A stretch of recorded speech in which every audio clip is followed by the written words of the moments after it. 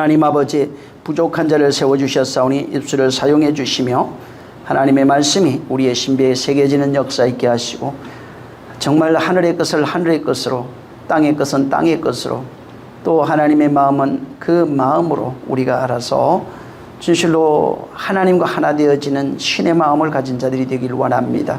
오늘도 성령이 함께 하시길 원하옵고 예수 이름으로 축복하고 기도했습니다. 아멘. 자, 마태복음 7장 13절 14절을 읽습니다. 오늘은 저 한번 끝까지 27절까지 29절까지 한번 읽겠습니다. 읽고 또 중간중간 이렇게 한번 봅니다. 자, 13절부터 29절 시작. 좁은 문으로 들어가라. 멸망으로 인도하는 문은 크고 그 길이 넓어 그리로 들어가는 자가 많고 생명으로 인도하는 문은 좁고 길이 협착하여 찾는 이가 적음이니라. 거짓 선자들을 삼가라. 양의 옷을 입고 너희에게 나오나 속에는 노력질하는 일이라.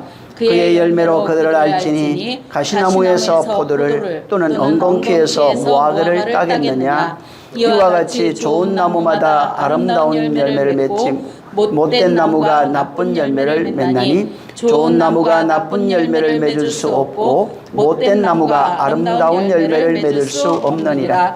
아름다운 열매를 맺지 아니하는 나무마다 찍혀 불에 던지우느니라. 그러므로 그의 열매로 그를 알지니라. 나더러 주여 주여 하는 자마다 천국에 다 들어갈 것이 아니오 다만 하늘에 계신 내 아버지의 뜻대로 행하는 자라야 들어가리라.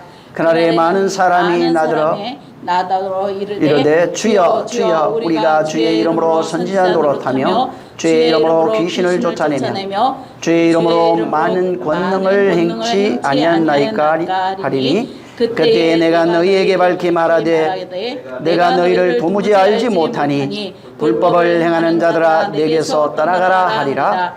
그러므로 누구든지 나의 이 말을 듣고 행하는 자는 그 집을 반석 위에 지혜로운 사람 같으니 비가 내리고 창수가 나고 바람이 불어 그 집에 부딪히되 무너지지 아니하나니 이는 주처를 반석 위에 놓은 용보요 나의 이 말을 듣고 행치 아니하는 자는 그 집을 모래 위에 지은 어리석은 사람 같으니 비가 내리고 창수가 나고 바람이 불어 그 집에 부딪히되 무너짐이 심하니라. 예수께서 이 말씀을 마치심에 무리들이 그 가르침에 놀라니 이는 가르치시는 것이 권세 있는 자와 같고 서기관들과 같지 아니함일러라. 아멘.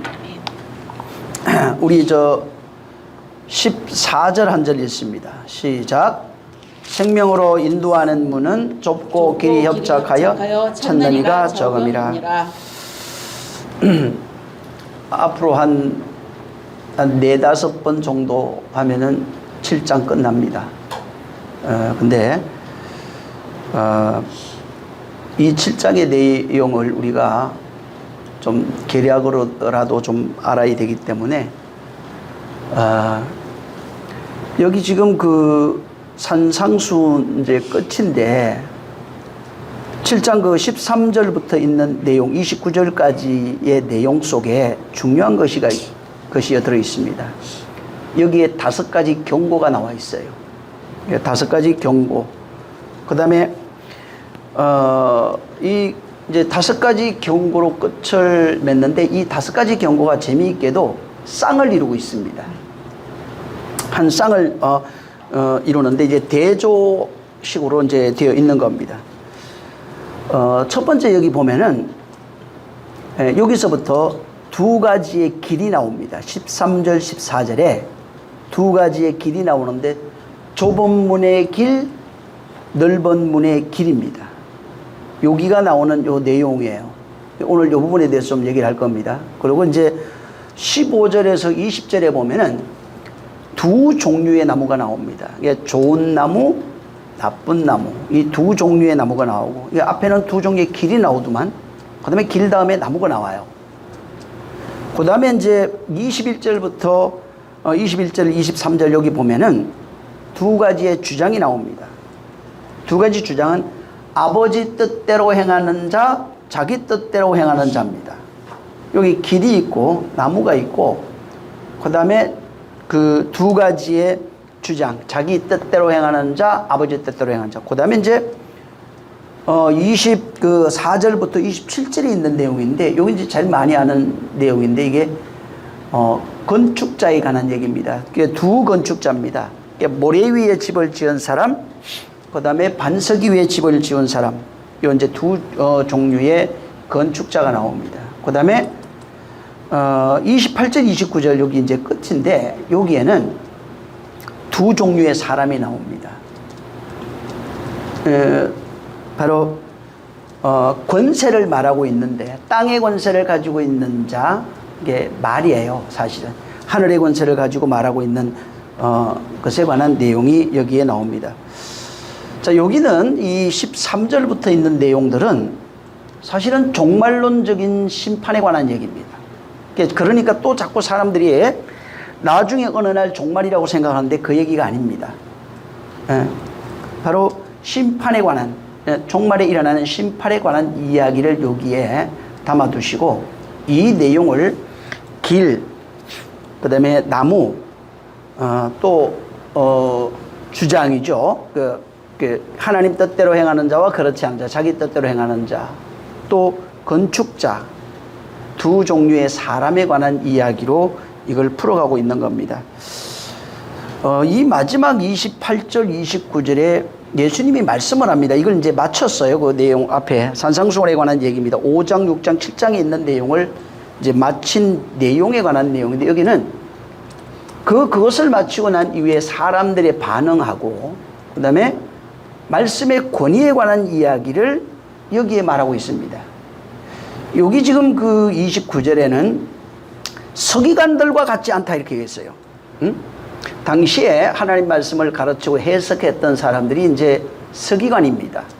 바리새인은 그 서기관들이 해석한 내용을 가지고, 물론 공부했 사람이 바리새인이에요. 행위로서 자기 의를 드러낸 사람들이고, 서기관은 가장 똑똑하다는 사람들로서 이 성경에 있는 내용을 지식으로 풀어서 이야기해 준 사람이, 오늘날 뭐 목사 같은 사람들이겠죠. 똑같아요. 그 다음에 이제 사두개인들은 이제 구제를 실천하는 사람들입니다. 부자들이 좀 많았어요. 그래서 이제 그런 사람들이었고, 근데 여기 29절에 말씀, 그동안은 서기관들이 이야기를 들어 성경 해석을 들으려면 서기관한테 가서 들었는데, 이 말씀을 5장, 6장, 7장을 듣고 난 사람들이 느끼기에 깜짝 놀랐어요.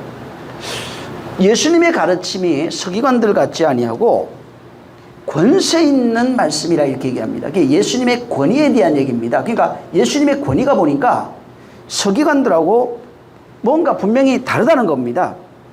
그 말은 예수님이 정말 말도 잘하고 또 능력 있게 잘 가르쳐서 이 얘기한 게 아니에요.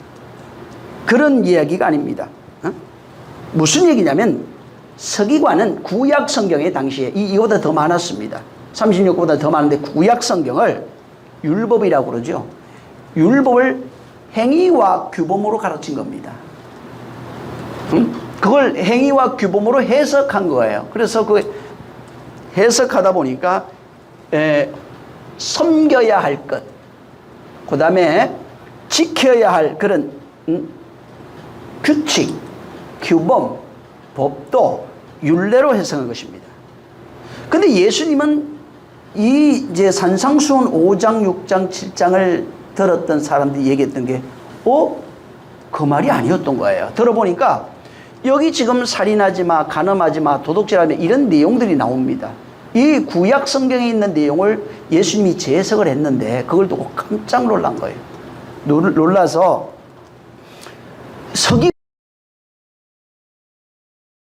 이 사람들이 깨달은 겁니다. 자, 예수님이 해석한 내용이 뭐냐면은 여기에서 당신이 바로 십자가에서 완성하시는 율법에 대한 내용이에요. 율법의 내용이 무엇이며 그것이 어떻게 완성이 되는지, 다시 말해서 십자가에서 죽고 부활로 완성되어져서 우리에게 은혜가 되는 내용으로 우리에게 전달된 겁니다. 그걸 그렇게 해석하신 거예요. 그 내용을 듣고 깜짝 놀라서 아, 저들은 서기관들과 다르다 이렇게 한 것입니다. 그래서 그 가르치는 내용이 여기도 지금 말하고 있지만 가르치는 그것이 권세 있는 자 같다 이렇게 말합니다. 28절에 그래서 권세 있는 자와 같고 이 서기관들하고 이들하고는 서기관들하고는 완전히 다르더라. 같지 않다 이렇게 말합니다. 자, 여기에 28절에 보면은 권세 있는 자라고 하는 단어가 있는데 이게 엑수시아 에코라고 하는 단어입니다.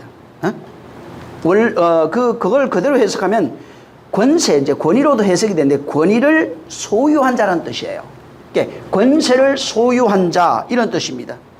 그래서 이 엑수시아는 어떤 행동을 행할 수 있는 능력이에요. 어떤 행동을 행할 수 있는 능력을 의미합니다.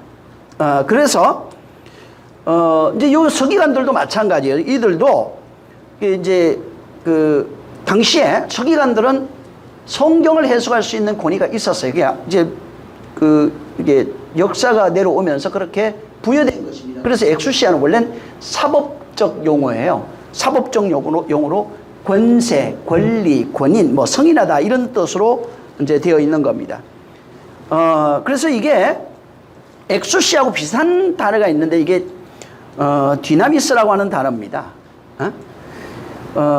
이 엑수시아는 근데 그 디나미스라고 하는 단어는 잠재적인 어떤 힘, 그 다음에 그 육체나 정신적인 능력, 강력한 그런 행위를 의미해요. 디나미스는. 근데 이 엑수시아는 그게 아니라 법률적인 용어, 정치적인 용어, 그 다음에 사회적인 용어, 그 다음에 도덕적 사건에서 일어나고 있는 그런 도덕적 사건들 영역에서 발휘되는 그런 힘을 의미합니다. 조금 그 의미는 비슷한데, 디나미스하고 엑수시아가 이 성경에 쓰여지는 용례가 다른 겁니다. 그렇게. 그래서, 이제 엑수시아는 법률적인, 실제 권위가 부여져 있는 그런 것을 얘기를 하고, 예, 디나미스는 잠재적인 그가 가지고 있는 그런 힘, 잠재적인 힘, 정신적이나 육체적인 어떤 능력, 그 다음에 강경한 행위 이런 것들을 말합니다. 근데 여기에는 지금 엑수시아로 기록이 되어 있어요. 법률적 그런 용어로 되어 있습니다. 이거는 무슨 얘기냐면 예수님은 하나님의 말씀에 권위를 가지고 있다는 거예요. 하나님이 부여하신 그에게 부여하신 어떤 권위가 보이더라 이런 뜻입니다. 서기관들은 그게 없어요. 그들은 그냥 자기 지식대로 자기 안에 있는 자기가 알고 있는 지식으로 해석한다고 하는 그런 의미가 있고 그들은 그런 의미고 이 예수님이 해석한 권위는 하나님의 말씀에 하나님이 그에게 부여한 권위가 있는 거예요. 다시 말하면 예수님이 하나님의 말씀의 그 진이라고 하는 것은 말씀 속에 담겨져 있는 내용입니다. 문자와 의미 속에 그 이야기 속에 담겨 있는 숨겨놓은 이야기입니다. 전에도 제가 얘기했지만 성경의 창세기부터 전부 다 예수 그리스도에 관한 얘기입니다.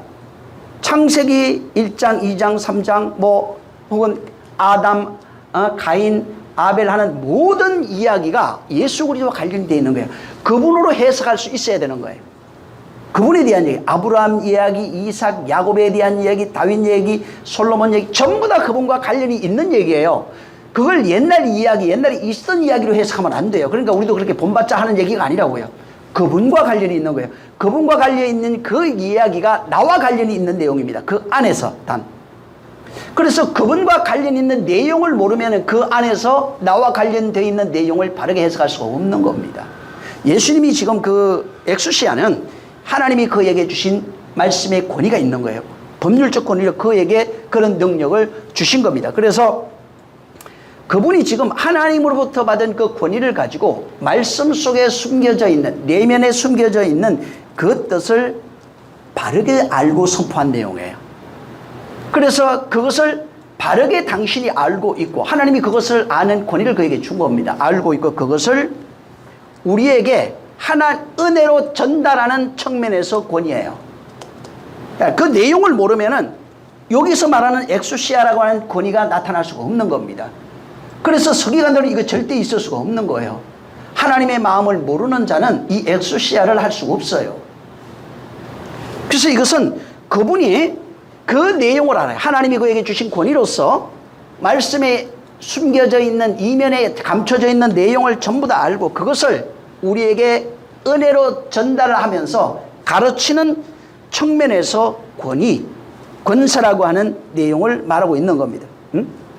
그래서 정말로 오직 이 성경이 아까도 얘기한 것처럼 예수 그리스도에 대해서 얘기합니다. 그분이 완성하시는 성경의 내용이 십자가로 종결이 됩니다. 십자가에서 죽고 부활하심으로써 그 내용을 은혜로 우리에게 가르치시는데, 이미 산상수훈에서 예수께서 죽고 부활하시면서 우리에게 전해지는 그 하나님의 은혜의 내용을 그분만 알고 있고 아버지만 알고 있어요. 하나님만 알고 있고 그분만 알고 있어요. 그래서 그 내용을 그분만 우리에게 해석해서 전달할 수 있는 겁니다.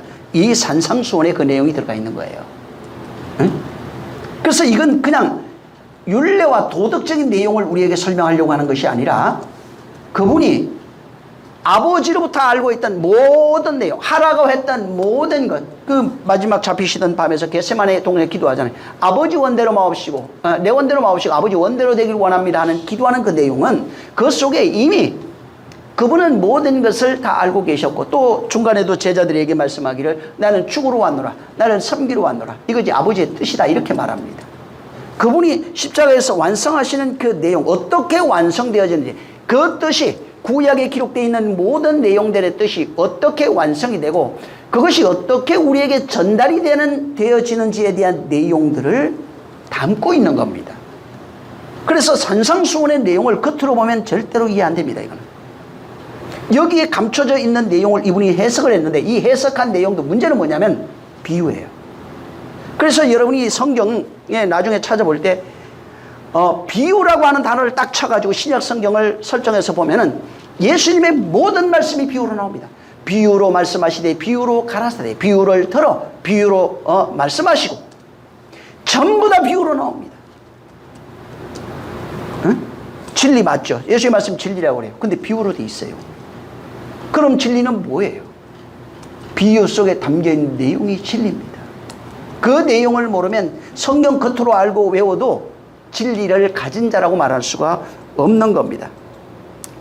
자, 그래서 이 엑수시아라고 하는 이것은 계시된 하나님의 말씀, 당신 이제 구약 성경이겠죠. 이 계시된 하나님의 말씀을 그 내용을 알고 복음의 은혜로, 복음의 진리로 가르치는, 그 내용을 알아서 가르치고 전달할 수 있는 그 권위를 의미하는 겁니다. 그런 권세가 예수님한테 있다는 겁니다. 그럼 서기관들을 보면은 서기관들은 과연 그 내용을 알았겠느냐? 모릅니다.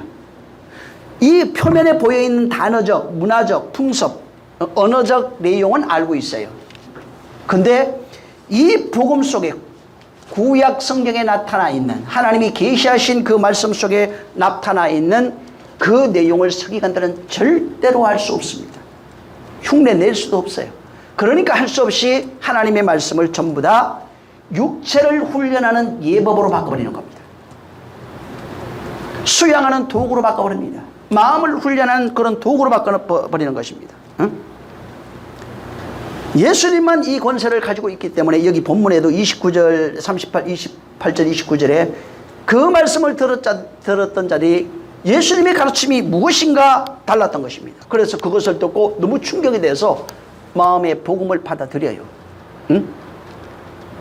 저분의 가르침이 서기관들과 같지 않습니다. 복음을 받아들인다는 게 뭐냐면 그 말씀이 내 안에 들어와서, 그가 전달해 주신 그 말씀이 내 안에 들어와서 내가 그 말씀에 성복하게 되고, 내가 성복한 이후에 그 말씀에 장악되어가는 과정이 우리 신앙생활 속에 있는 겁니다. 그래서 장악되는 사람들을 그분이 이끌어가는 거예요. 이게 신앙생활이에요.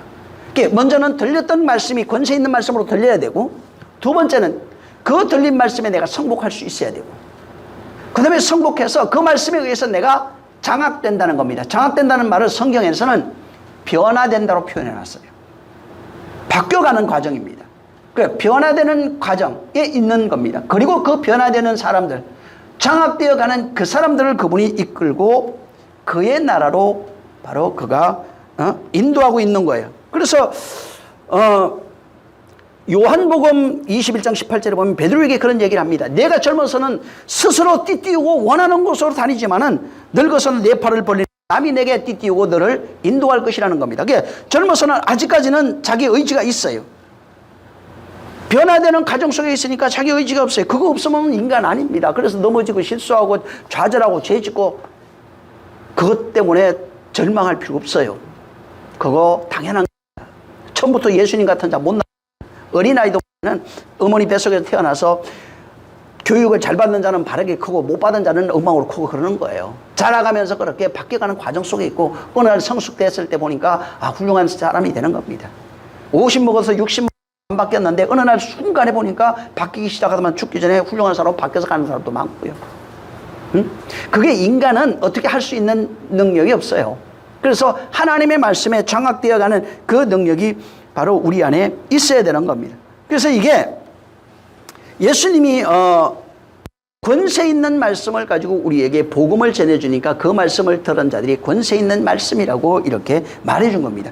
단 조건이 권세 있는 말씀을 가지고 있는 자가 전하는 그 말씀을 들을 때 나타나는 현상입니다.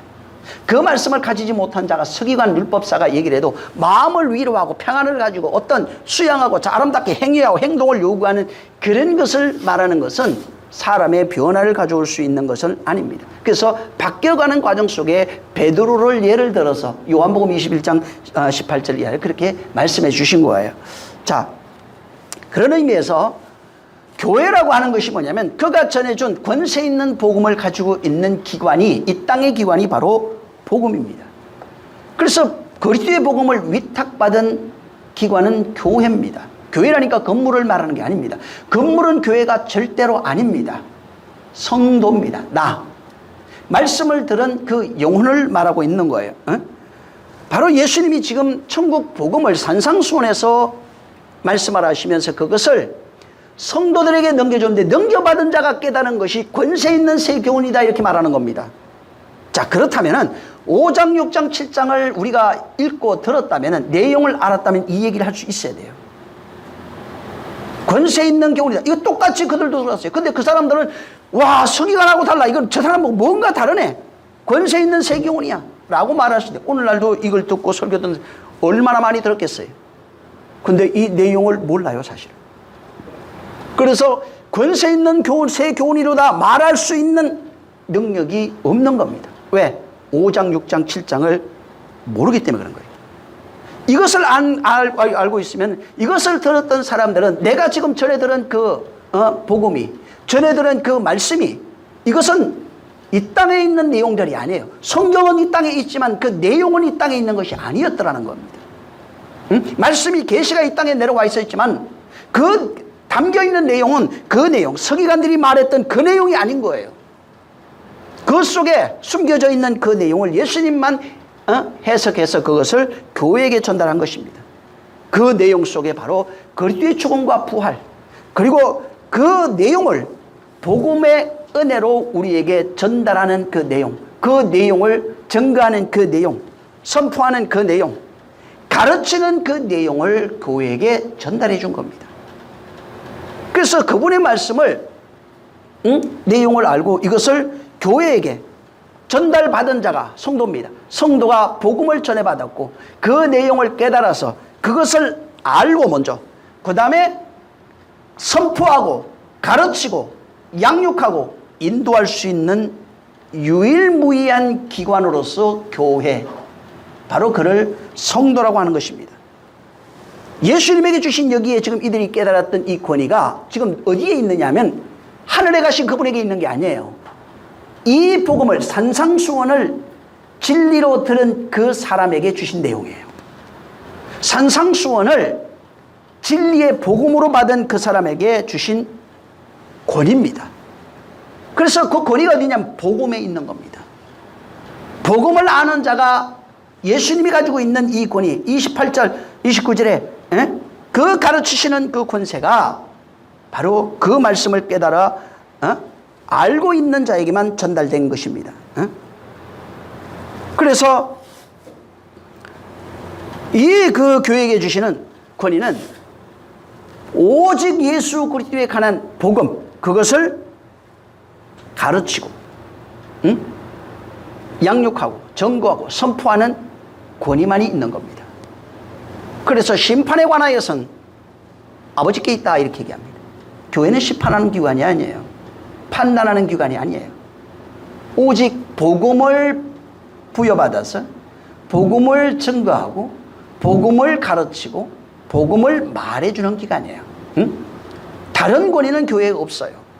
교회들이 오늘날 여러 가지 모양으로 세상 일에 바쁘지만 그런 권위를 준 적이 없어요. 오직 복음을 전달하신 것뿐이에요. 그래서 이 산상수훈의 이 내용을 교회에게 전달하고 이것을 깨달아서 그것을 가지고 그것을 가르치고 증거하고 선포하고 나타낼 수 있는 권위를 교회에게 주신 겁니다. 응? 자, 이 권위가 있으면은 우리 잘 아는 마태복음 16장을 한번 보세요. 19절을 읽습니다. 이 부분도 사람들이 좀 잘못 이해하는 부분이 있는데 19절. 자, 시작.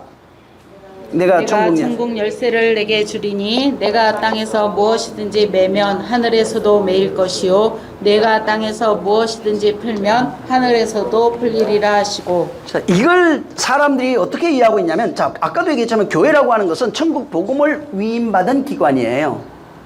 자, 그 내용으로 이걸 보면 이해가 돼요.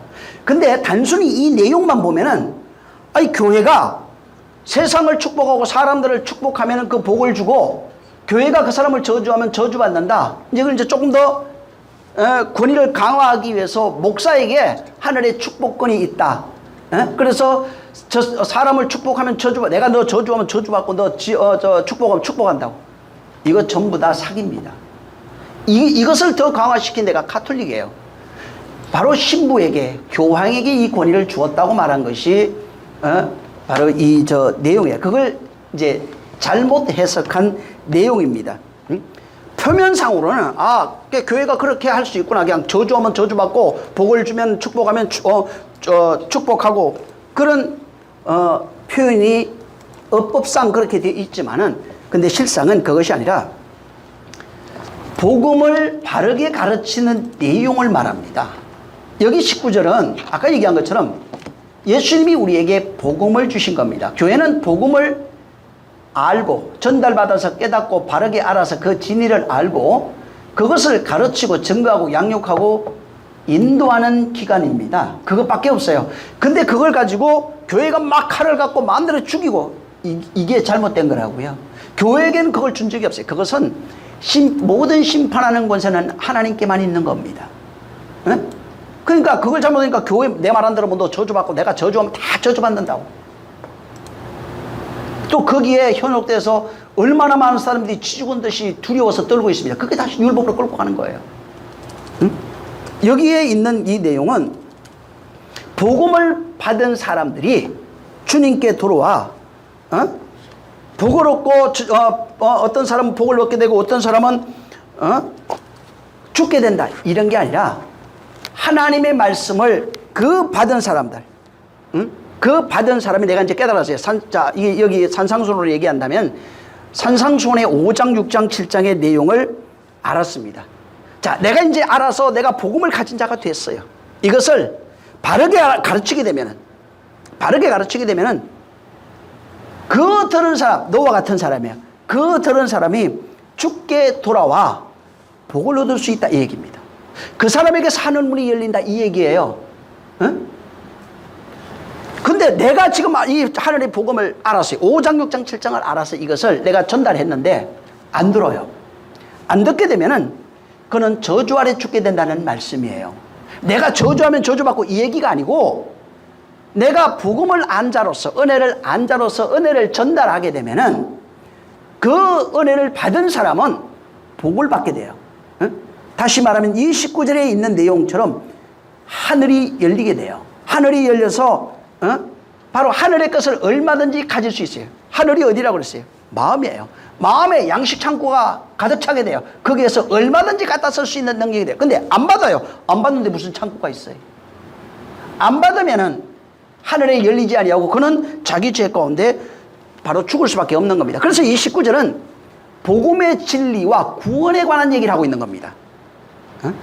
근데 이것을 목사의 권위로 해석을 해버린 겁니다. 그러니까 얼마나 두려워요.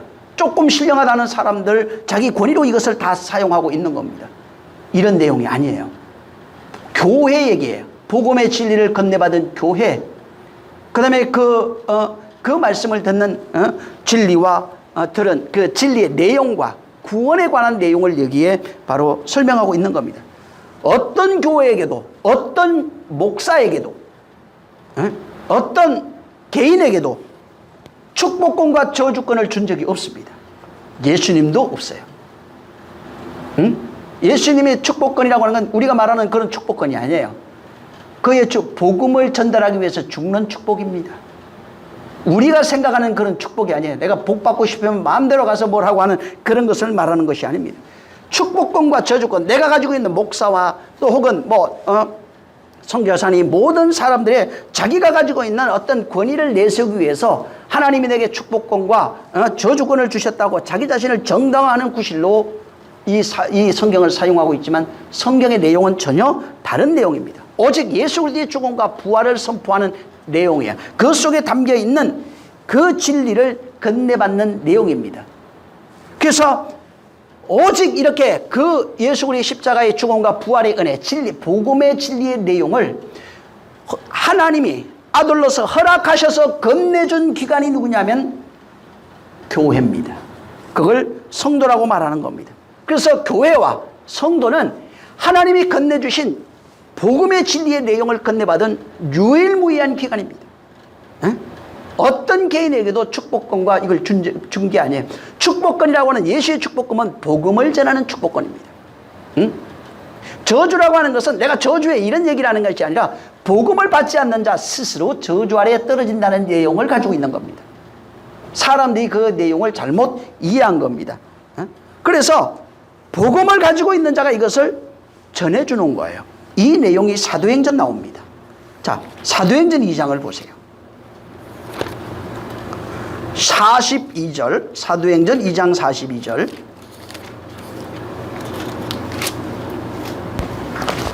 자, 시작. 저희가 사도의 가르침을 받아 서로 교제하며 떡을 떼며 기도하기를 전혀 힘쓰니라. 2장의 내용 전체야 이제 그걸 설명하고 이제 여기 마지막에 말한 겁니다. 자, 교회가 받은 그 내용, 이제는 성령 받고 난 뒤에 그 내용을 알아서 사도들이 막 가르쳤어요. 베드로가 설교하고 난 이후부터 구약에 있는 내용들을 막 가르치기 시작합니다. 왜? 예수님이 들었던 내용들이 있었거든. 이 내용이 교회가 가지고 있는 오늘날 우리가 일반 교회에서 말하고 있는 축복권이라고 한다면 축복권이에요. 그래서 교회만 가르칠 수 있는 하늘의 복음, 그 진리의 복음을 가르칠 수 있는 유일무이한 기관, 그것을 위탁받은 사람들입니다. 골로새서 1장 28절에 우리가 그를 전파하여 각 사람을 권하고, 이제 전도하는 거죠. 모든 지혜로 각 사람을 가르치면 각 사람을 그리스도 안에서 완전한 자로 세우려 함이라. 교회에게 있는 거예요. 사람이 하는 겁니다. 먼저 된다가 그 내용을 먼저 깨달은 자가 연약한 자들에게 이것을 가르쳐 주는 겁니다. 디모데전서 4장 16절에도 디모데전서 4장 16절에 내가 내 자신과 가르침을 살펴 이 일을 계속하라. 그것을 행함으로 내 자신과 내게 듣는 자를 구원함이라. 전부 다 그 내용이에요. 예수님이 지금 그 마태복음 7장 끝에 28, 29절에 있는 이 내용과 같은 내용. 예수님이 떠나니까 제자들이 그 일을 똑같이 반복하고 있는 내용입니다. 디모데후서 4장 2절에도 자, 그건 읽겠습니다. 디모데후서 4장 2절. 이게 교회에게 전달한, 교회가 가지고 있는 권위입니다. 4장 2절. 자, 시작. 너는 말씀을 전파하라. 때를 얻든지 못 얻든지 항상 힘쓰라. 범사의 오래 참음과 가르침으로 경책하며 경계하며 권하라. 이게 너, 성도된 너, 복음의 진리를 깨달은 너는 그 말씀을 전파해야 된다. 때를 얻든지 못 얻든지 상관없다. 네가 받은 그 복음을 다른 이에게 전파라는 거예요. 항상 전파하기에 힘써라. 오래 참고 범사에 가르치며 경책하며 경계하고 공부하라. 근데 참 요새 어려운 게 오래 참는 건 개인의 수준인데 이 가르침은 진리 복음을 알아야 됩니다. 그 다음에 이제 경책하고 경계 권하라 이거는 쉽지가 않아요. 왜 그러냐면 싸움이 일어나요. 오늘날에는 목사들의 권위가 사실 떨어졌어요. 그래서 무슨 얘기를 하면은 기분 나빠가지고 안 들으려고 그럽니다. 안색도 바뀌고. 벌써, 무시하죠. 그러니까 이게 참 쉽지가 않은 거예요. 근데 분명히 주님은 여기에 오래 참고 가르치며 경책하고 경계하고 권하며 권면하라고 그러죠. 이게 지금 교회에게 위임한 내용이에요. 어떤 것이 돼? 너 생활 똑바로 해. 이 얘기를 하는 것이 아니라 복음에 대한 내용입니다. 복음에 대해서 네가 알고 가르치기를 힘쓰며 오래 참으면서 그것을 기다려주면서 가르쳐야 된다. 그 다음에 경책하고 경고하고 경계하고 권하면서 권면하면서 그렇게 그 사람을 네가 양육해야 된다. 잘할 때까지. 이것이 교회에게 주신 사명이에요. 그래서 교회는 하나님 말씀을 부여받은 기관이고 그 말씀의 내용을 깨달아 알아야 되는 기관입니다. 그 알고 난 이후에 그 말씀을 바로 전달하는, 전달하고 가르치고 양육해야 될 그런 의무가 있는 기관이에요. 그래서 너희는 땅끝까지 이르러 바로 내 증인이 되라고 말씀하는 겁니다. 이것은 인간적인 노력을 얘기를 하는 게 아니에요. 지금 인간적인 노력은 서기관들이 할 수 있는 겁니다. 근데 여기서 말하고 있는 것은 인간적인 노력을 얘기하는 것이 아니라 신적인 일을 하라는 거예요. 하나님의 일을 위임받아서 하라는 얘기입니다. 인간적인 노력과 열심을 말하는 것이 아니라 신적인 권위를 가지라는 얘기예요. 신적인 일을 위임받으라는 것입니다. 그게 신적 사역입니다. 거기에 인간적인 노력이 필요합니다. 아니요, 있습니다. 그것이 우선돼서 안 된다는 겁니다. 하나님이 말씀하는데 안 들어요. 움직일 능력이 없어. 그러면 안 되죠. 그런 의지가 필요하잖아요. 그래서 지금 가장 중요한 것은 주님이 말씀하고 있는 그 복음의 내용, 건네주신 그 내용을 바르게 알아야 되는 게 가장 우선적입니다. 가르치기 전에 내가 잘못 알면은 사람들을 죽일 수 있어요. 그 내용을 내가 바르게 알고 그 다음에 이것을 선포할 수 있는 능력, 그걸 나팔이라고 구약에 해놨어요. 이게 말하다 이렇게 선포하다 이렇게 되는데 그것을 선포해야 돼요. 또 선포해서 그 들은 사람들이 가까이 올 때 그 내용을 설명해 줄 수 있는 능력이 필요한 겁니다. 복음의 진리로 설명할 수 있는 그런 능력이 필요한 거예요. 그것이 안 되면은 어떤 사람도 복음의 내용을 알 수 없게 됩니다. 오직 그냥 종교인이 될 수밖에 없는 겁니다. 그 내용을 알아야 돼요. 이 내용을 아는 사람이 나와요. 창세기 한번 보세요. 12장. 처음에 이 하늘의 내용을 듣고 엎어지며 넘어지며 왔다 갔다 하다가 나중에 이제 바뀝니다. 3절을 한번 읽습니다. 자, 시작. 너를 축복하는 자에게는 내가 복을 내리고 너를 저주하는 자에게는 내가 저주하리니 땅의 모든 족속이 너를 인하여 복을 얻을 것이니라 하신지라. 여기 표면적으로 보여주면 아브라함이 막 가는데 사람 만나가지고 사람들이 아브라함 복 주면 내가 복 줄 거고 사람들이 너 저주하면 내가 저주할 거야 이렇게 돼 있어요. 그러면 그것이 없었는가? 아니요, 여기 지나가면서 많은 이 사람 일 많이 했습니다. 본토와 친척 아비 집을 떠나서 가면서 방황하고 중간에 텐트 치면서 살아가면서 중간에 또 아버지도 죽고 하란 가서 고생 많이 했어요. 마누라도 뺏길 뻔하고. 응? 그럼 뭐 그 전부터 하나님 막아주시지 왜 안 막아줘요? 하나님 다 막아줘야 될 거 아니에요.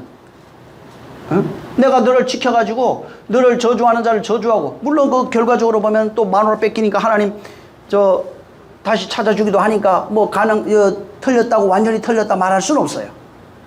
근데 여기도 지금 분명히 얘기하잖아요. 아브라함 얘기 속에 예수 그리스도 얘기가 있다고. 표면적으로 보여지는 이야기는 아브라함의 얘기가 맞습니다. 근데 여기 속에는 예수 그리스도의 복음에 관한 내용이 여기에 담겨 있는 것입니다. 다시 말해서 아브라함을 축복하는 자, 바로 이 내용이 뭐냐면 아브라함은 나중에 아브라함이 돼요. 이 아브라함 때 뭐가 내려오냐면, 자 보세요. 아브라함에서 아브라함으로 가는 겁니다. 여기에 예수 그리스도에 대한 내용이 들어가 있고 우리의 옛사람과 새사람에 대한 내용이 들어가 있어요. 이 아브라함은 아브라함 때 하나님의 언약이 내려와요. 변화되지 않은 때입니다. 애굽에 있을 때 하나님 말씀이 내려오는 거예요. 그땐 변화되는 게 아니에요. 자, 하나님의 말씀이 내려와서 아브라함에게 약속합니다. 내가 축복하는 자를 내가 축복하고 너를 저주하는 자를 저주한다. 무슨 얘기냐면 예수 그리스도에 대한 얘기라고 그랬잖아요. 네가 선포하는 하나님의 말씀이에요. 예수께서 선포하시는 말씀이에요. 성도들이 전하는 그 말씀이에요.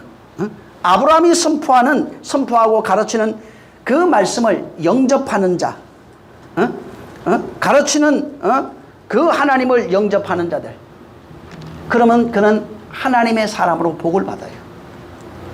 그러니까 아브라함이 선포하는 하나님에 대해서 그들이 그것을 받아들이면 그 사람은 복 있는 자, 너와 같이. 그래서 복에 너는 조상이 되고 나머지는 어떻게 돼요? 너와 똑같은 믿음을 가지고 있는 사람은 복의 자손들이 되는 거예요. 똑같이 그 내용이 또 나와요. 그럼 밀어가면. 그래서 아브라함이 되고 난 뒤에 22장에 야, 하늘의 무별의 별과 같이 막 15장부터 나와요. 그 얘기를 똑같이 또 해주는 거예요. 왜? 바로 여기서부터 시작되는 거예요.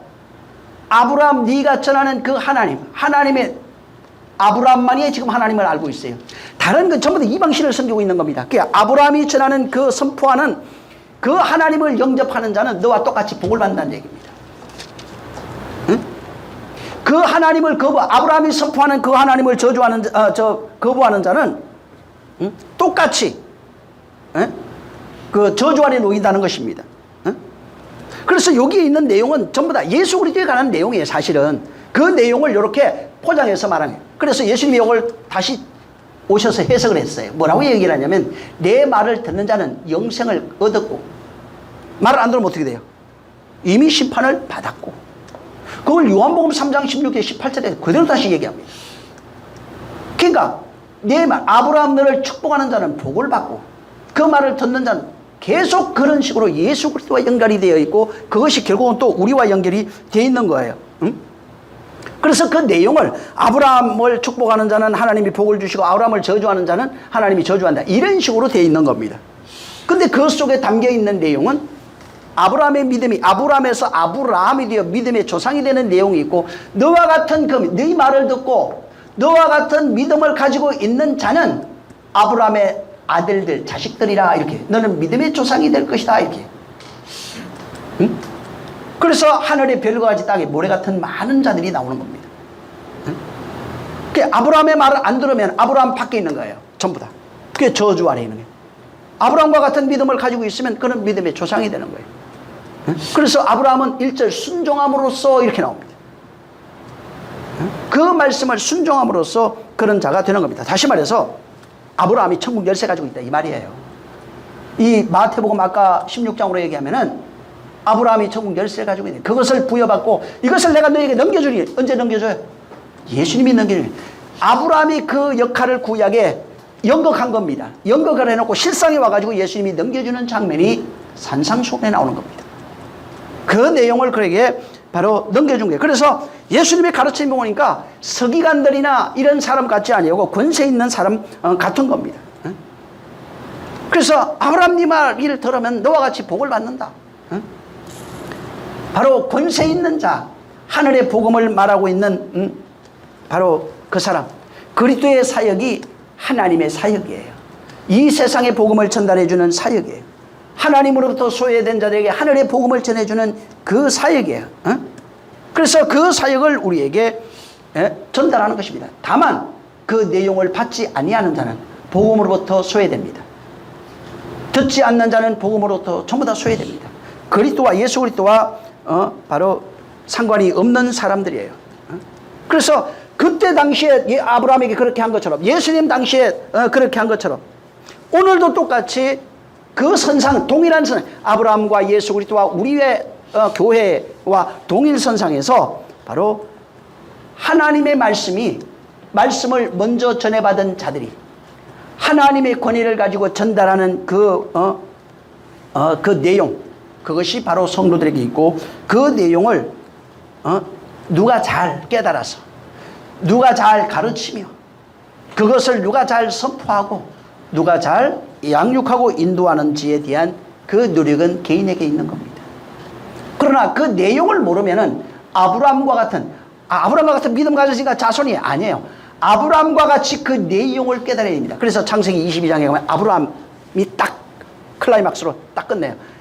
하나님의 모든 내용을 다 발견해 버립니다. 그리고 이삭으로 바톤 터치가 되는 거예요. 응? 그러니까 그 내용을 전부 다 알아버린 거예요. 그러니까 더 이상 등장하지 않아요. 한 테마로 끝나버린 거예요. 응? 그 내용을 모르면 아브라함의 자식이 될 수가 없는 겁니다. 예수 믿었는데요. 어떤 믿음이냐 이 말이에요. 네 믿음을 너 증명하라는 거예요. 바울이 그 얘기했죠. 응? 네가 가지고 있는 그 믿음을 네가 증명하라는 겁니다. 그것이 안 되면은 내가 가지고 있는 믿음이 아니 불교인도 믿음 갖고 있고 세상에 믿음 가지고 있어 얼마나 많은지 모릅니다. 그 믿음하고 뭐가 다르냐 이 말이에요. 응? 반드시 성경이 뭐라고 해요? 믿음에는 하나님의 의가 나타나서 이렇게 돼 있어요.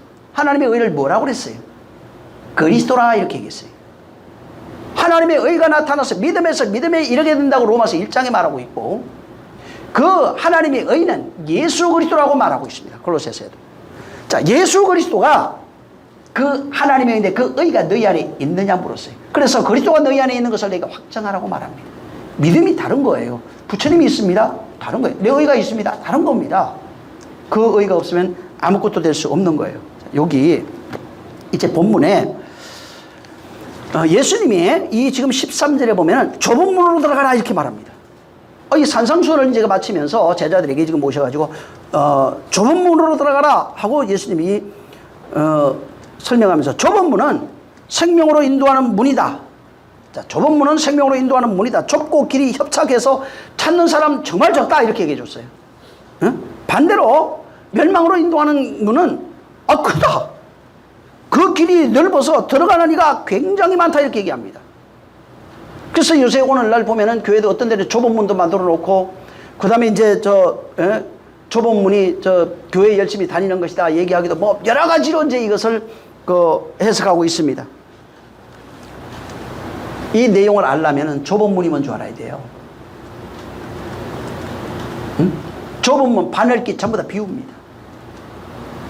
성전에 있는 문들이 큰 문, 동서남북으로 있었지만 그 좁은 문 있었어요. 그 옆에도. 응? 그것도 비유예요. 사람들이 만들어 놓은 좁은 문 전부 다 그림자입니다. 비유, 실상이 아니에요. 응? 좁은 문이 무엇인지 알아야 생명으로 인도하는 문으로 들어갈 수 있고 절대로 멸망으로 인도하는 그 문으로 갈 수가 없는 겁니다. 여기 지금 좁은 문이라 나오는데 이 좁은 문은 누가복음 13장 23절 24절에도 똑같이 나와요. 응? 자, 이 좁은 문이라는 단어는 이 좁은이라고 하는 단어가 스테노스라고 하는 단어입니다. 응? 스테노스. 이 단어는 이제 뜻이 뭐냐면 폭이 좁다 뭐 이런 겁니다. 응? 폭이 좁다.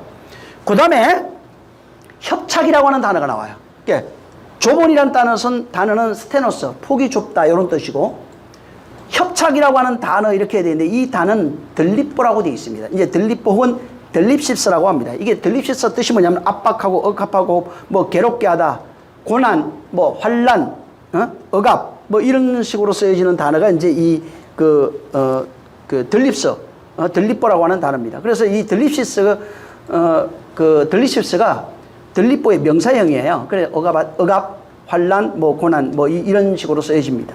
자, 근데 이 본문에 그럼 이 들립보로 보면은 들립시스 이렇게 되는데 이게 보면은 뭐냐면 박해 고난 환란이란 뜻이에요. 좁은 문인데 박해 고난 환란이란 뜻입니다. 이것은 어떤 물리적으로 들어가기 어렵다 이런 내용이 아니에요. 물리적으로 들어가기 힘들다 이런 문이 아니라 문 자체가 의미하는 게 뭐냐면 문 자체가 핍박, 환란, 고난의 문이란 뜻이에요. 문 자체가 이게 폭이 좁다 그러니까 이거 좁아서 못 들어간다 뭐 물리적으로 들어가기 힘들어 이런 내용을 말하는 게 아니라 문 자체가 환란이다, 고난이다, 핍박이다 이런 뜻입니다. 자, 하나님께서 복음을 전해주신 예수 그리스도로 말하면 복음을 우리의 성도에게 전해주시는데 그들에게 약속한 것이 있어요. 이 땅에서 약속한 것이 있어요. 사람들이 이 내용을 들었음에도 불구하고 이 내용을 무시합니다. 하나님이 성도들에게 약속한 것이 뭐냐면 이 땅에서 성공하고 번성하고 잘되고 육신의 소망이 이루어지고 꿈이 이루어지는 내용이 절대 아닙니다. 이 땅에서 성공하는 거 만수무강하는 게 아니에요. 만수무강하세요. 아닙니다. 하나님은 그걸 이 땅에 약속하시지 않았어요. 하나님의 약속이 뭐냐면 이 땅에 성도들에게 약속한 내용이 이걸 복이라고 말하고 있어요. 그게 뭐냐면 환난과 고난이에요. 그게 이 조본문이에요. 성도들에게 약속한 복이 뭐냐면 환난과 고난이라고요. 사도행전 14장 여기 놔두시고 14장 22절을 보세요. 사도행전 14장 22절.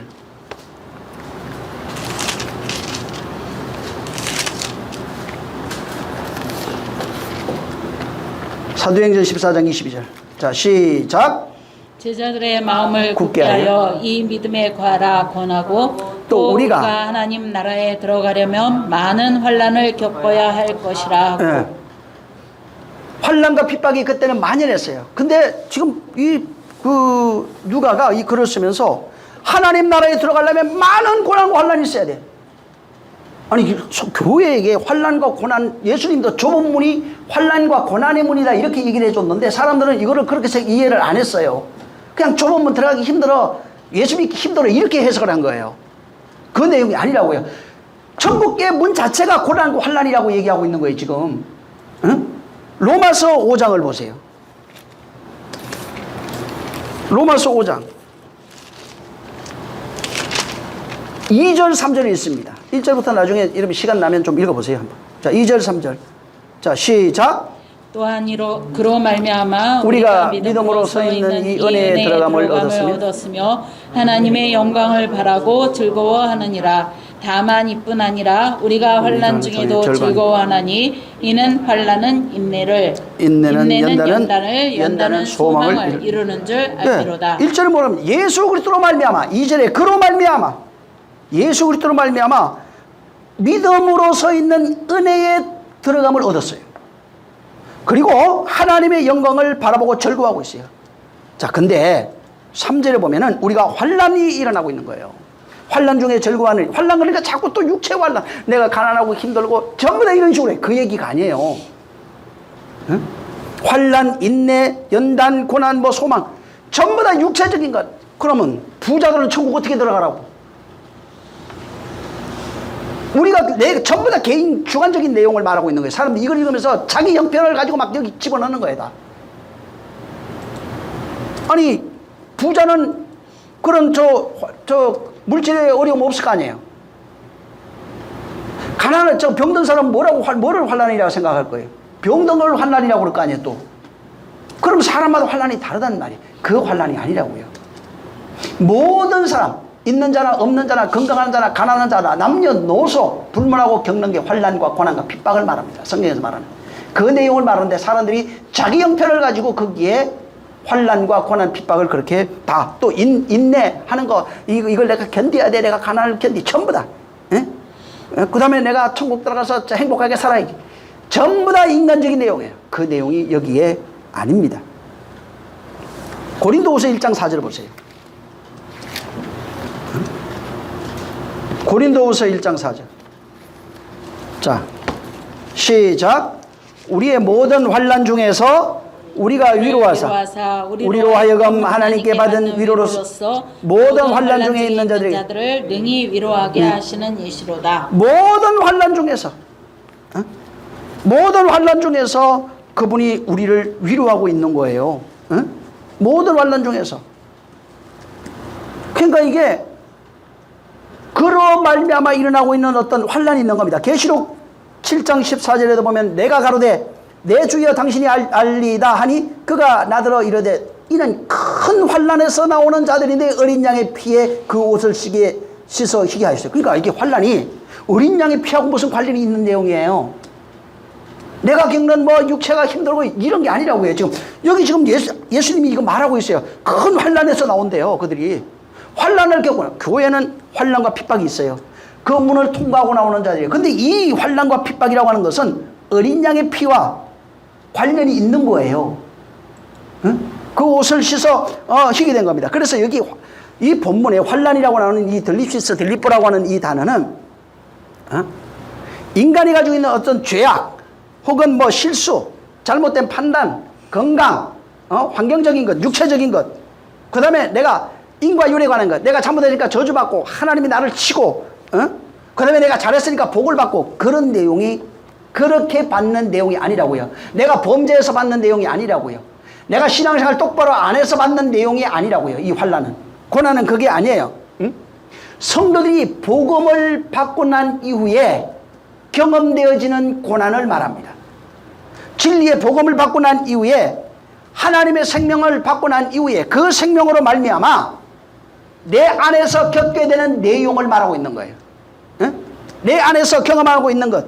다시 말해서 하나님의 생명이 내 안에 잉태돼서 그것이 자라고 그 다음에 출산해서 완성되어지는 과정을 고난으로 얘기해 놓은 겁니다. 그걸 환난이라고 그런 거예요. 내 안에서 잉태될 때 전쟁이 일어납니다. 내 자신의 내 속성, 옛사람의 속성과 혹은 내 지식, 내 경험, 내 의, 자기의 어떤 윤리와 법도, 자기의 어떤 생각들이 있어요. 율법의 어떤 죄악, 옳고 그름 판단하는 지식이 있다고요.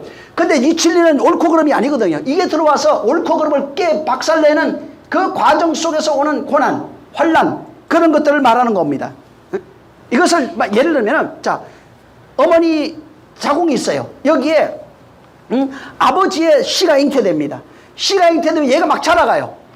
자라가면서 그 자궁을 점령해 갑니다. 점령해 가면서 어머니를 힘들게 해요. 허리도 아프고 몸도 무겁고 먹는 것도 힘들고 전부 다. 그리고 그 아이가 자라서 이제는 나올 때가 되면 막 배도 아프고. 그리고 그 아이가 태어났을 때 아이 난 기쁨을 인하여 그것을 잃어버린다고 했지만은 그 아이가 잉태돼서 자라서 출생하기까지 과정, 그리고 거기서 자라게 이 아이를 키우는 과정 속에 일어나는 그걸 고난이라고 얘기했다 이 말이에요. 다시 설명하면 알이 있어요. 알이 알 속에 어둠에 갇혀 있어요. 갇혀 있다가 다시 그 알을 깨고 바깥으로 나오는 그 고통, 그걸 고난, 환난, 들립시스라고 하는 겁니다. 그래서 그 안에서 씨가 하나가 작은 게 잉태돼 가지고 그게 막 자라가요. 자라면서 작상하고 거기서 어두운 데 갇혀 가지고 몸부림치고 거기서 자라갑니다. 근데 어머니는 그 아이를 잉태한 후에 잉태한 그 고통, 잉태의 고통은 없어요. 근데 자라가면서, 잉태돼서 자라가면서 겪는 고통이 자꾸 날로 늘어나가는 거예요. 그걸 들립보라고 그래요. 생명이 잉태돼요, 내 혼에. 혼이라고 하는 자궁 속에 잉태됩니다. 자궁에 잉태되고 그 혼에 속에 잉태된 하나님의 말씀이 막 자라가면서 나하고 부딪혀요. 그러면서 내가 겪게 되는 그것을 고난, 환난, 핍박이라고 말하는 거예요. 그래서 이것은 이 경험이라고 하는 것, 고난, 환난이라고 하는 것은 아무나 겪는 게 아니에요. 예수 믿으면 다 겪어요. 가난한 사람 다 고난과 환난, 이게 아니고 여기서 말하고 있는 이 고난이나 환난, 핍박이라고 하는 이 내용은 전부 다 바로 하나님의 영, 하나님의 생명, 하나님의 말씀을 영으로 받은 사람들이 생명으로 받아서 자기 안에 그 씨를 잉태한 자, 아들의 씨를 잉태한 자들이 그 말씀이 자라가면서 겪게 되는 고통을 들리시스라고 합니다. 그래서 말씀이 없는 사람은 이거 절대 못 해. 가난이라고 해다고 해서 고난이 아니에요. 여기서 말하는, 성경에서 말하는 이 고난은 말씀이 잉태되어서 내가 죽어가면서 겪는 고난입니다. 내가 진리로 바뀌어가면서 겪는 고난, 환난, 그것을 환난, 핍박이라고 말하는 거예요. 그래서 그리스도의 영을, 그리스도의 생명을 받은 자들만이 겪는 것이 이 환난이에요. 안 믿는 자는, 그럼 안 믿는 자도 환난 가운데 있으니까 구원 받겠네. 안 믿는 자는 환난 겪어도 구원 없어요. 그걸 환난이라고, 성경에서 말하는 환난, 그걸 환난이라고 말하지 않는 겁니다. 말씀이 잉태되어 자라가면서 겪는 고난, 핍박, 환난, 어려움, 죽음, 이런 것들을 환난이라고 말하는 거예요. 그래서 성도가 하나님 나라에 들어가려면 바울이 그러잖아요. 많은 환난을 겪어야 돼. 그게 무슨 말이에요? 생명의 말씀이 내 안에 커져서 내가 옛사람이 죽고 새 사람으로 바뀌어가야 돼. 그 얘기하고 있는 거라고요. 근데 그걸 또 이상하게 해석해 놔가지고. 내가 그 말씀에 의해서 바뀌어가야 돼. 너 죽어야 돼. 옛사람 죽어야 돼. 그 가운데서 겪는 혼란이, 환란이 있어. 그리고 계시록에는 이렇게 그 환란을 겪으면서, 좁은 문을 통과해서 환란을 겪으면서 거기서 출생해 버렸어요. 어머니 뱃속에서 나와버린 게 나온 사람을 신부 교회라고 표현해 놓은 거예요. 그래서 교회라고 말하려면 아유 내가 가난해서 환난을 겪고요. 교회 아니에요. 힘들고 뭐가 잘 안 되고 그냥 뭐 사업이 안 되고 가정이 어렵고 뭐 환경이 어렵고 병이 걸리고 이거는 환난이 아니라고요. 그건 모형으로 준 거예요. 그건 무슨 모형이냐면 네 영혼의 상태가 이렇다. 너 죽어가고 있는 거잖아. 너 지금 말씀이 없는 거잖아. 그 내용을 비유로 또 보여준 거예요. 그거는 진짜 환난을 겪어야 돼요. 그런 환난 말고 응? 진짜 내가 죽는 환난이 말씀이 잉태되어 내가 죽어가는 환난을 그 고난을 겪어야 되는 것입니다. 그래서 하늘에 생명이 없는 자는 이 환난 들립보를 성경에서 진짜 말하는 들립보가 담고 있는 내용을 경험할 수 없는 겁니다. 고난을 경험할 수 없는 거예요. 응? 그리고 좁은 문에 들어간 적이 없어요. 아직도. 진짜 생명을 가진 자만이 바로 환난과 핍박을 경험하게 돼 있는 겁니다. 에? 환난과 핍박을 만약에 그리고 이 환난과 핍박이 참 재미있는 것은 생명이 잉태됐을 때 환난과 그 핍박이 나오게 돼 있어요. 이건 아주 예수님이 100% 믿는 자에게 주신 이건 없을 수가 없는 거예요.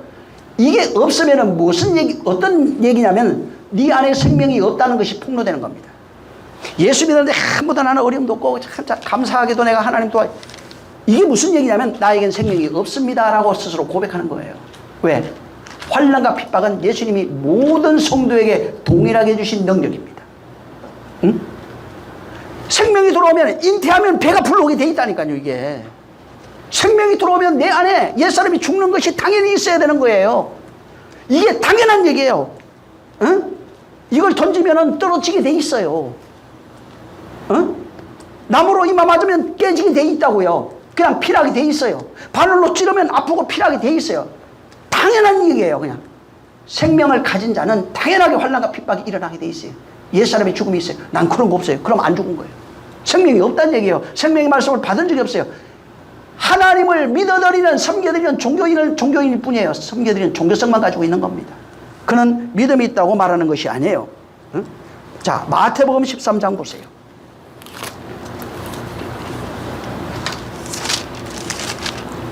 20절을 한번 읽어보세요. 이거는 반드시 말씀을 가지면 있어야 돼요. 이게 시작이에요. 자, 이런 것. 자, 시작. 불밭에 뿌리었다는 것은 말씀을 듣고 즉시 기쁨으로 21절. 그 속에 뿌리가 없어 잠시 견디다가 말씀을 인하여 환난이나 핍박이 일어나는 때에는 곧 넘어지는 자요. 말씀을 인하여 환난 핍박 온 데가 아니라 복음 전할 때 막 욕먹는다. 그거 아니라고요. 그게 아니라 말씀이 내 안에 떨어져서 내 안에서 옛사람과의 전쟁이 시작됩니다. 말씀이 들어오면 그리스도가 딱 들어오면 전쟁을 하는데 그때 내가 이겨버린 사람이 내가 그 말씀에 의해서 내 환난이 일어난 적이 없는 거예요. 말씀에 의해서 내 안에서 환난이 일어나는데 핍박이 막 일어나는데 이때 말씀에 의해서 넘어져 버렸어요. 다시 말해서 내가 이겨버린 거예요. 말씀이 나를 이겨야 되는데 그러면 내가 살아나요. 말씀으로 그래서 믿음은 의인은 믿음으로 살리라고 그러잖아요. 믿음이 뭐예요? 그리스도의 말씀으로 말미암는다고 분명히 돼 있어요. 그리스도의 말씀으로 말미암는다고. 근데 믿음이 없네. 뭐가 없다는 거예요? 그리스도의 말씀이 없다는 얘기예요. 말씀이 없으니까 넘어지는 거예요. 말씀이 들어오면 반드시 환난이 일어나게 되어 있는 것입니다. 응? 바로 이 성도는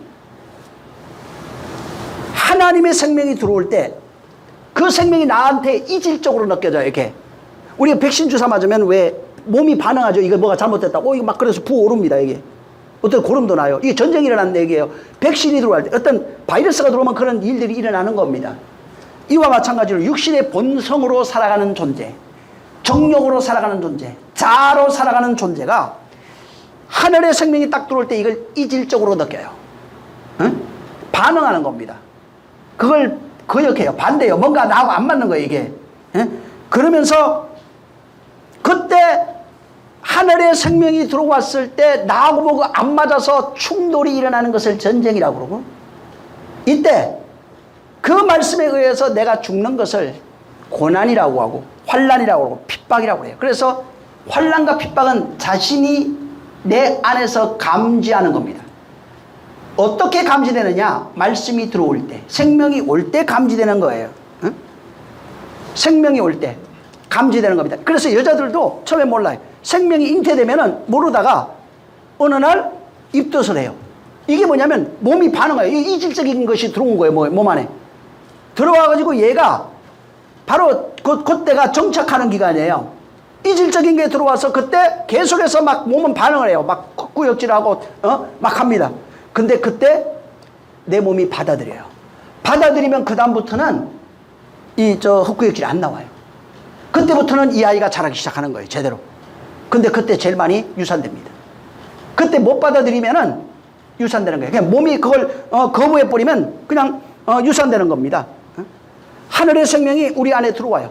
들어올 때 전쟁이라고 뭔가 헛구역질 하듯이 그렇게 이질적인 반응이 내 안에서 일어나다가 이 생명이 막 자라가요. 계속해서 내가 믿음에 믿음을 더하면 막 자라가요. 그러면 확장하면서 이 생명이 나를 점령하게 되는데 점령하게 돼. 그때 내가 겪는 불편함이 고난이에요. 하늘의 생명이 나를 점령하면서 가는 과정 속에서 나타나는 불편함, 괴로움, 그런 것들이 바로 고난과 환난이라고 하는 겁니다. 근데 그 불편함이 어떤 결과가 낳게 되냐면 자아의 죽음으로 나옵니다. 성경은 옛사람의 죽음이라 이렇게 얘기했어요. 그거를 자아의 죽음, 옛사람의 죽음이에요. 다시 말해서 선악의 판단의 주인으로 내가 살고 있었어요. 내가 왕으로 살고 있었어요. 내가 신으로 살아요. 내가 나들 내 말만 들어, 내 말만 오라. 내가 완전히 신이에요. 내가 주인이에요. 내가 절대 권력자입니다. 바로였어요. 그걸 바로로 설명했어요. 구약에는 내가 바로 왕으로 살고 있어요. 내 말이 최고예요. 왕이에요. 완전 신이에요.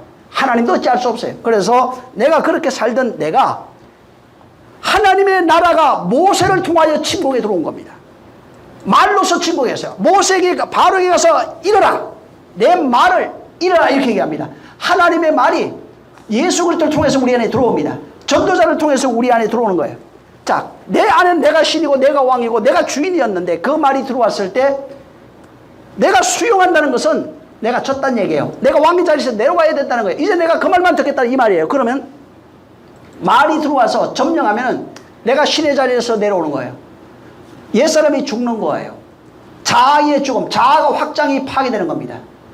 자아의 모든 속성이 파괴되기 시작하는 거예요. 응? 그래서 나의 신이 죽고 예수 그리스도가 살아가는 겁니다. 내 주인이 죽고 예수 그리스도 주인이 되는 겁니다. 응? 내 자아가 죽고 하나님의 자아가 신으로 군림하는 겁니다. 그때 겪게 되는 그 경험을 죽음이라고 그러는 거예요. 응? 내 자아가 가지고 있는 모든 이 세상에 태어나서 얻었던 모든 것들이 죽어져야 돼. 말씀에 의해서 파괴되고 하는 이런 것들을 그것을 내가 경험해야 돼. 그걸 죽음에 그거 경험하는 것을 죽음이라고 그래요. 죽었다니까 기체 가서 시체 있다는 얘기가 아니라 말씀에 의해서 내가 주관하는 것들이 하나님의 말씀으로 주관이 다 바뀌어버리는 거예요. 그걸 죽음이라고 그래요. 그 경험을 환난, 고난, 핍박 이렇게 돼 있는 겁니다. 응? 그래서 최소한 모든 인간은 신으로 살고 있어요. 자기 안에서는 신으로 살아요. 응? 어떤 사람은 이게 확장돼서 가정에서 신으로 살고 어떤 사람은 더 확장해서 회사에서 신으로 살고 어떤 사람은 더 확장해서 나라의 신으로 살고 이렇게 되는 겁니다. 응? 그래서 모든 사람이 신으로 살아요. 근데 이때 하나님의 생명이 들어와서 나의 신이 죽는 경험, 자아의 죽음, 나의 주인이 죽는 죽음, 이 경험을 하지 못하고 있다면 생명이 들어온 적이 없다는 것입니다. 바로 내가 죽으면은 하나님의 말씀이 확장해 갑니다. 하나님의 말씀이 확장되었을 때 그때 그 말씀으로 확장되어서 그 말씀으로 내가 그 말씀을 의지해 살아가는 그 상태를 기쁨, 성도의 기쁨, 행복, 안식, 평안, 영생, 생명 이런 식으로 성경은 표현하는 거예요. 그래서 그것을 바울은 한마디로 얘기를 해서 하나님의 말씀이 들어와 그리스도의 영이 들어와서 나의 죽음을 옛사람의 죽음이라고 그러고 그 그리스도의 영으로 살아가는 그 존재가 됐을 때 새 사람이라 이렇게 얘기합니다. 그래서 옛사람이 죽고 새 사람이 살았다 이렇게 얘기하고 이걸 우리가 편한 말로 얘기하면은 옛 자아가 죽고 새 자아가 살아난 겁니다. 응? 그래서 우리가 사는 것은 그리스도 안에 산다는 말이 무슨 얘기냐면 그리스도의 말씀 안에서 산다 이 말이에요. 예수 그리스도 안에 산다 하니까 교회 가고 헌금한다는 얘기가 아니라 그 말씀 안에 산다 이 말, 그 영으로 살아간다 이 말입니다. 응? 그래서 그 영이 들어와서 그 영으로 살아가는 존재, 그 생명이라고 그러잖아요. 말씀이 생명. 그 생명으로, 영으로 살아가는 존재. 그 말씀이 뭐예요? 평안이라고 해요. 평안으로 살아가는 존재. 말씀이 뭐예요? 안식이에요. 안식으로 살아가는 존재. 그 안에 있을 때, 말씀이 있을 때, 말씀에 의해서 인도받고 지배받고 양육받고 그 말씀이 나의 주인이 되고 신이 되었을 때, 그 말씀이 내가 되었을 때, 그렇게 성숙해가는 그런 과정, 그것이 은혜고, 그 내용이 진리고, 그 다음에 은혜와 평강, 사랑 이런 거는 결과고, 그래서 길이요 진리요 생명이 시작이고 내용이고 결과예요. 길은 시작이에요. 진리는 내용이에요. 생명은 결과라고요. 근데 그걸 이상하게 또 해석을 했잖아요. 그 내용이 있느냐 이 말이에요. 그 영의 침공에 들어와서 주인으로 살고 있는 나를 죽여버리냐. 바로 왕을 끌어내리는 겁니다. 모든 사람, 바깥속에 있는 우리가 알고 있는 모형을 들어다가 성경은 비유로 해놓고 실상 내 안에서 일어나고 예수 그리스도와 나의 관계에서 일어나고 있는 이야기를 성경은 펼쳐놓은 겁니다. 그래서 생명이 들어와서 내가 죽지 않으면 아무 소용없는 거예요. 하나님의 생명, 이것은 육체로 얻는 기쁨이 아니에요. 육체적 만족, 세상 환경으로서 얻는 것을 말하는 게 아니에요. 그래서 하나님을 통해서 얻는 것은 전부 다 오늘날 사람들이 육체적, 육감적, 환경적 그런 만족감을 말하고 있지만 그것을 말하는 게 아니에요. 하나님의 위로나 하나님의 평안이 육체적인 것, 환경적인 정도가 아닙니다. 그 정도를 우리에게 주려 하시는 것이 아니에요. 그런데 오늘날 전부 다 하나님의 위로, 생명의 어떤 생명됨과 평안함과 복의 영원한 축복의 그 복의 내용을 전부 다 몰라봐요. 육체적 감각으로 다 바꿔버렸어요. 환경적 내용으로 다 바꿔버린 겁니다. 그래서 교회가 안타까워요 지금. 근데 그 얘기를 들어도 그것이 그런 줄 모르고 있는 것이 더 안타까워요. 듣긴 들어도 듣지 못하며 보긴 보아도 보지 못하고, 만진바 됐을지라도 그것이 무엇인지 깨닫지 못하는 성도들의 현실이 안타까운 겁니다. 그래서 정말 많은 사람이 복을 받기 위해서 헌금 바리바리 싸들고 가고 집 팔고 보증금 다 빼고, 저도 그랬어요 옛날에. 다 빼가지고 갖다 바치고 하는 이런 일들이 비일비재하게 오늘날 일어나고 있고, 그것이 또 당연한 믿음의 수준이라고, 믿음의 수준으로 얘기를 하고 있고, 신앙의 수준으로 얘기하고, 감사, 헌금 조장하는 내용으로 다 바뀌어버렸어요. 복 받으려면 너 헌금하라고. 하나님이 그런 분이면 믿을 수가 없어요. 내가 하나님 알고 난 이후에 진짜 감사한 건 그런 거예요. 하나님이 그런 쪼잔한 분이 아니었다는 거예요. 오늘날 신이 그런 쪼잔한 신이에요. 세상에 있는 신들은 다 쪼잔해요. 그러나 하나님은 그런 분이 아니라고요. 정말 감사해서 내가 감사할 수 있어야 돼요. 그건 당연한 얘기예요. 감사해서 진짜 내용을 알고 감사할 수 있어야 돼요. 진짜 내용을 알고 구제할 수 있어야 돼요. 진짜 내용을 알고 기도하고, 진짜 내용을 알고 금식할 수 있어야 되고, 진짜 내용을 알고 예배할 수 있어야 되고. 근데 내용을 모르고 하는 것은 전부 다 종교인으로 타락할 수밖에 없는 겁니다. 여기 지금 본문에 주님이 지금 길이 협착하다고 말합니다. 13절, 14절에 좁은 문으로 들어가라. 멸망으로 인도하는 문은 크고 그 길이 넓은데 그리로 들어가는 자가 많지만, 생명으로 인도하는 문은 좁고 길이 협착해요. 이 좁고, 아까 얘기했죠. 스테노스, 협착하다, 들립시스. 찾는 자가 적다. 이 적다란 말은 조금이구나 이런 얘기가 아니라 거의 없다 이런 뜻이에요. 원래는 거의 없다 이런 뜻이고, 아주 지극히 적은 수, 거의 없는 수입니다. 오늘날 전부 다 넓은 문으로 들어가고 있어요. 근데 자기가 넓은 문을 간지를 모르고 있는 거예요. 하나님의 말씀을 잉태한 적도 없고, 환경적인 건 육체적인 감각으로 다 바꿔버렸기 때문에 내용을 모르는 겁니다. 아버지의 말, 하나님의 말씀이라고 해요. 이것을 생명의 씨로 마음에 받은 성도들, 하나님의 말씀, 예수 그리스도의 영이에요. 그리스도의 영을, 그걸 생명의 씨라고 합니다. 그 생명을 마음에 받은 성도들, 그 성도들이 그 생명이 그 마음, 성도들 마음 속에서 성장해 가면서 겪게 되는 과정과 경험이 좁은 문이에요. 문이니까 요거 바로 통과하면 끝이고 이런 게 아니라 그걸 문으로 표현해서 길어요. 인생이라고 하는 역사 속에 문이 계속되고 있는 거예요. 한 번 문 열고 나면 끝이고 이런 얘기가 아니라고요. 그 안에서 내용이 있는 거예요. 성전문을 들어가면 성소의 문이 있어요. 그 안에 들어가서 내용이 있는 거예요. 그 안에서 해야 할 일들이 그 문과 연결이 되어 있는 거예요.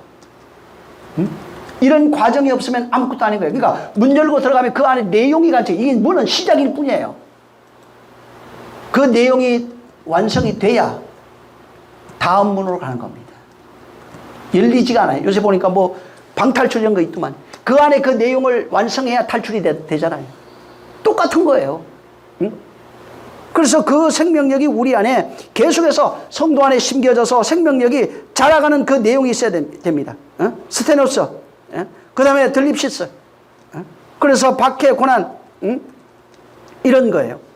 이거하고 비슷한 그 단어가 디오고모스 이런 단어인데 이건 여러 가지 그 내용들이 그 성경에 찾아보면 마태복음 그 5장 11절에 나를 인하여 너희를 욕하고 핍박하고 할 때 이 이제 디오코라고 하는 단어가 쓰여져요.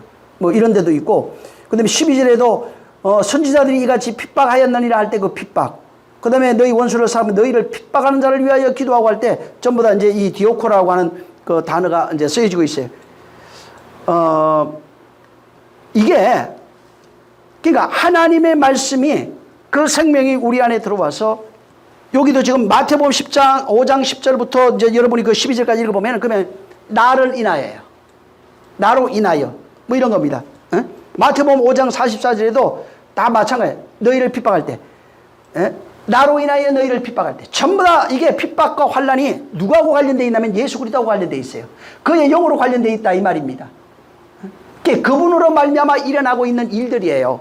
하나님이 나를 저주해서 그렇다고. 아니 그거 아니라고요. 그러니까 그분이 나를 저주해서 환난과 핍박하는 게 그 얘기는 아니라 말씀이 너희 안에 심겨져 말씀으로 일어나는 환난과 핍박. 이 핍박에 관한 것은 다음 시간에 한 번 더 얘기하겠습니다. 그래서 요게 하나님의 의가 어떻게 우리에게 공격하고 있는지 그리고 그 의가 공격당하고 난 이후에 방어하는 자들이 있어요. 그 의를 의와 싸워 이기는 자들도 있어요. 그 의에 순응하는 자들이 있는 겁니다.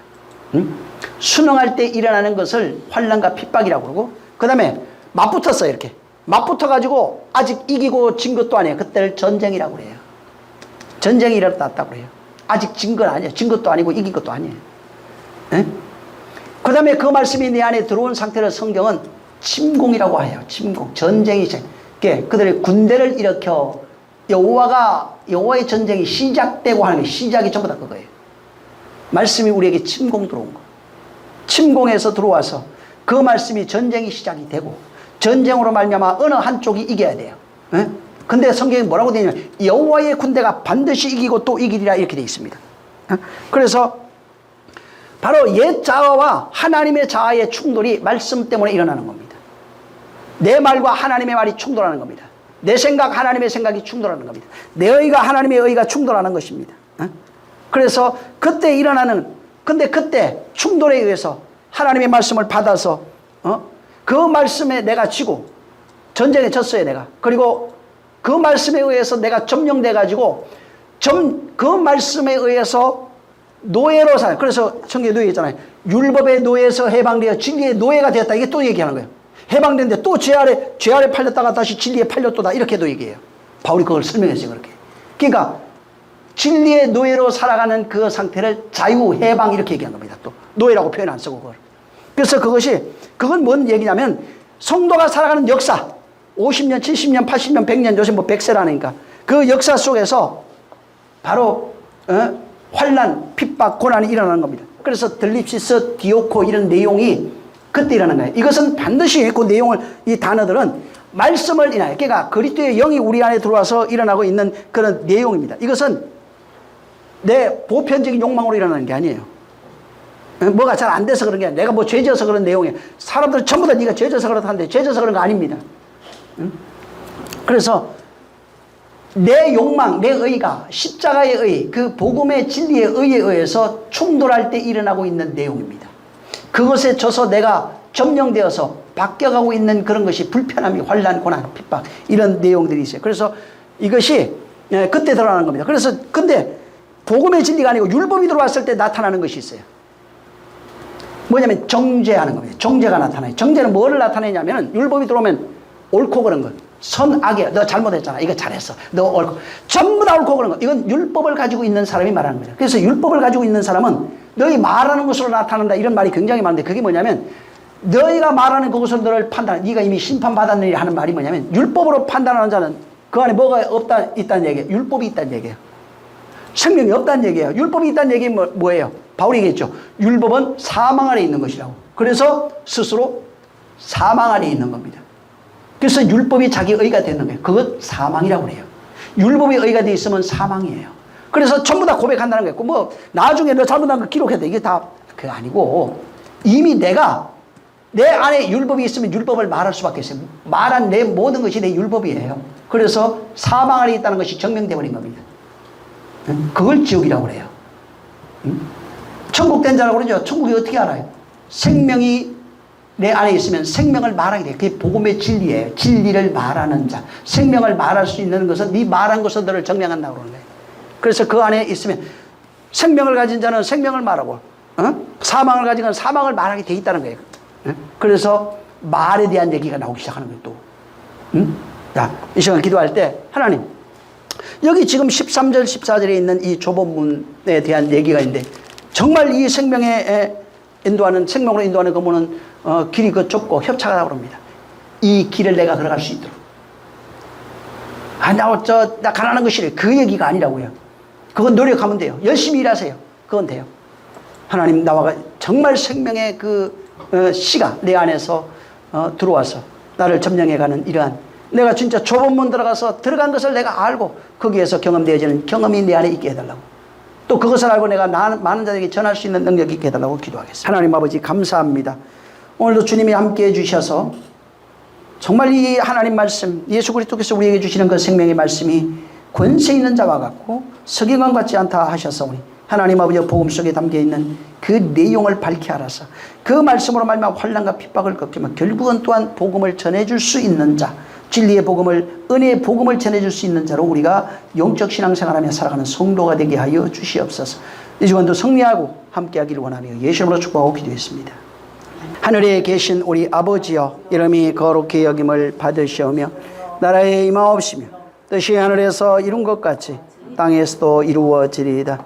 오늘날 우리에게 일용할 양식을 주옵시고 우리가 우리에게 죄 지은 자를 사하여 준 것 같이 우리의 죄를 사하여 주옵시고 우리를 시험에 들게 하지 마옵시고 다만 악에서 구하옵소서.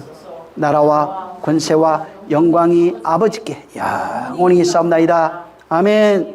감사하신 주여 감사합니다. 주의 평안이 있도록 인도하시며 하나님의 생명과 복이 넘치게 도와주시옵소서. 성령께서 오늘도 축복하시고 평안 주시기를 원합니다. 주님 도와주시옵소서. 모든 영광 하나님께 돌립니다. 수고 많이 하셨습니다.